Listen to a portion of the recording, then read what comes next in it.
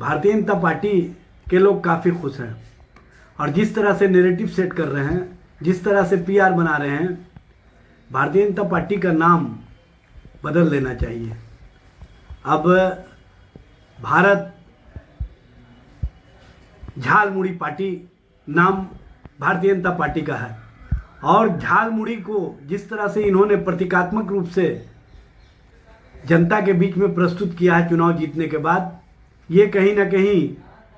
जो गैस के दाम बढ़ गए हैं 1000 रुपये, जो 5 kg वाले गैस सिलेंडर के दाम 261 रुपये बढ़ गए हैं,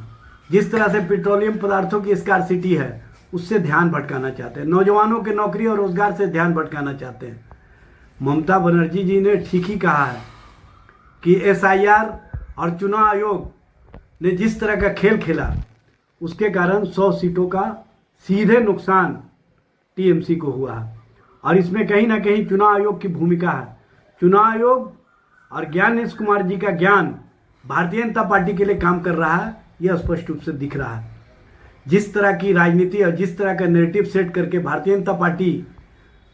पश्चिम बंगाल के चुनाव को जनता के बीच में पहुंचाना चाहती है, जनता भी समझ चुकी है कि भारतीय जनता पार्टी की राजनीति का सोच और राजनीति किस तरह से चुनाव आयोग के माध्यम से चल रही है, किस तरह से एजेंसियों के माध्यम से चल रही है,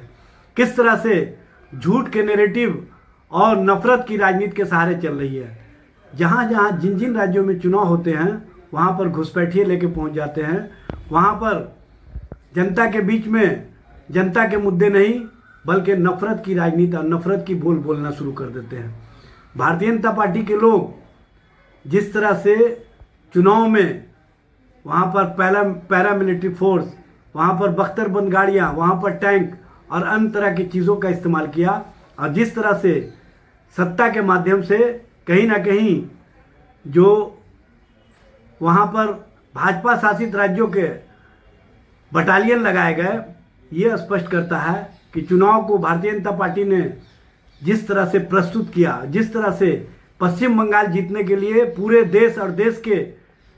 कार्यकर्ताओं और नेताओं के साथ साथ पूरे देश स्तर से जिस तरह से इन्होंने सशस्त्र बलों को भेजा और उस नैरेटिव को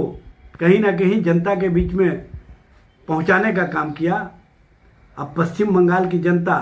चुनाव परिणाम के बाद गुस्से में है और